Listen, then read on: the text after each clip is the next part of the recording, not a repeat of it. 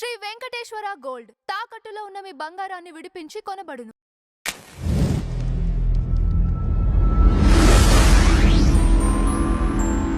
Madam నమస్కారం. నమస్తే madam, Vijaya Reddy case ఒక కొలిక్కి వచ్చినట్లేనా? అంటే తన ల్యాప్టాప్ కానీ ఫోన్ కానీ అన్నీ పరిశీలించినట్లు తెలిసింది.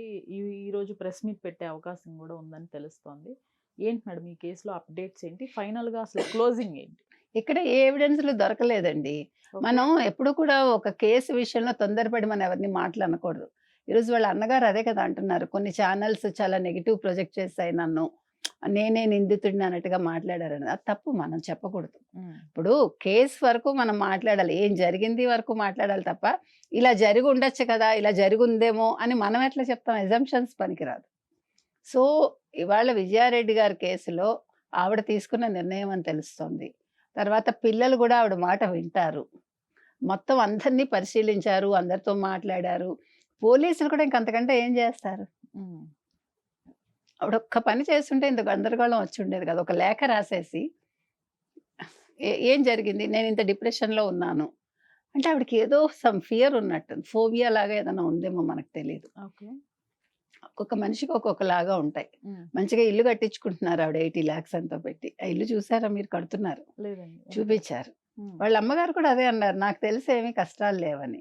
మరి ఏదైనా అంటే మనకి తెలియదు, వ్యక్తిగతంగా ఆవిడ ఏదైనా డిప్రెషన్కి లోన్ అవుతున్నారో లేదు వర్క్ టెన్షన్ ఉందేమో మనకు తెలియదు. అంటే ఆవిడ ఒక టీమ్ లీడరు, 15 మంది ఆవిడ కింద ఉంటారట. భర్త కూడా చాలా సౌమ్యంగా ఉన్నారు. ఆయన ఏడుస్తున్నాడు, చాలా బాధపడుతున్నాడు. ఆయన ఏంటంటో చెప్తున్నాడు. ఆయన ఇలా అయితే బాగుంటుంది, అలా. ఆ పిల్లాడు మరీ ఎక్సలెంట్ కాదని ఒకళ్ళు అంటారు.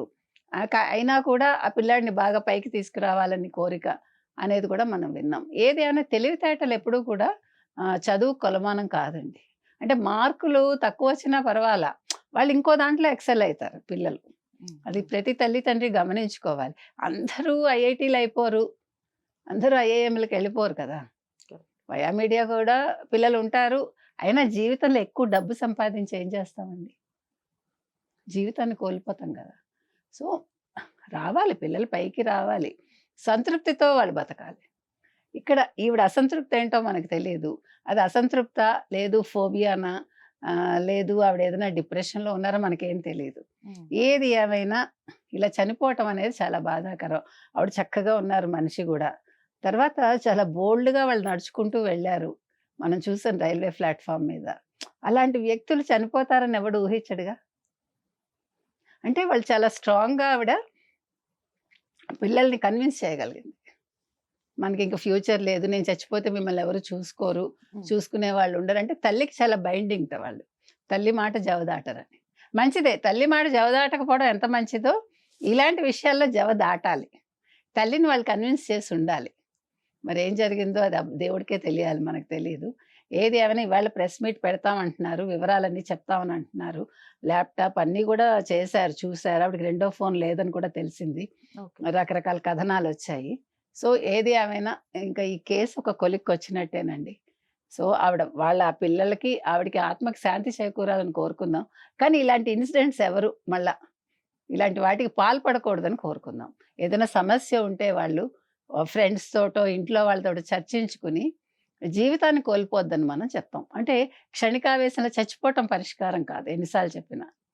సో వాళ్ళు అలా డిప్రెషన్లో అందరికీ వస్తుందండి. ఒక మూమెంట్లో ఈ జీవితం అవసరమా అనే మూమెంట్స్ ప్రతివాడికి ఒకసారి వస్తుంది. అప్పుడు దాన్ని మనం ఓవర్కమ్ చేసి రావాలి.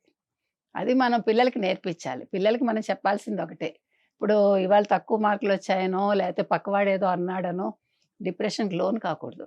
ఇప్పుడు పిల్లలందరికీ కూడా సాధారణంగా ఏం జరుగుతుందంటే ఈ ఒత్తిళ్ళు ఎక్కువైపోయి తర్వాత మనం ఉండే ఏరియాలను బట్టి పక్క వాళ్ళు కొట్టుకుంటారు, పిల్లల్ని కొడతారు, లేకపోతే బూతులు తిట్టుకుంటారు. అవి కూడా పిల్లల మీద ఇంపాక్ట్ చూపిస్తున్నాయి. సో మనం వాళ్ళని అబ్జర్వ్ చేస్తూ ఉండాలి. తల్లిదండ్రులకి పిల్లలకి మధ్య మానసికంగా గ్యాప్ ఉండద్దు. They have to share everything. ఆ రకంగా మనం పిల్లల్ని పెంచితే మనం కూడా డిప్రెషన్కి లోన్ అయినప్పుడు మనం మన పిల్లలతో పంచుకోగలగాలి. నాకు ఇలా ఉందిరా, ఇవాళ ఇలాగ అనిపిస్తోంది, నేనేం చేయను అంటే వాళ్ళతో కబుర్లు చెప్పటమో, సినిమా చూడటమో, ఓ బయటికి వెళ్ళటమో, ఓ ఫ్రెండ్స్ని కలవటము, ఏదో చెయ్యాలి. అందులో భర్త కూడా ఎక్కడో దుబాయ్లో ఉంటారు, ఆ లోన్లీనెస్ కూడా ఉంటుంది కదండి. సో ఇవన్నీ మనమే కన్సోల్ చేసుకోవాలి, ఎవడు చేయడు. అందుకని మంచి స్నేహితులనైనా మనం ఉంచుకోవాలి. రైట్. Thank you.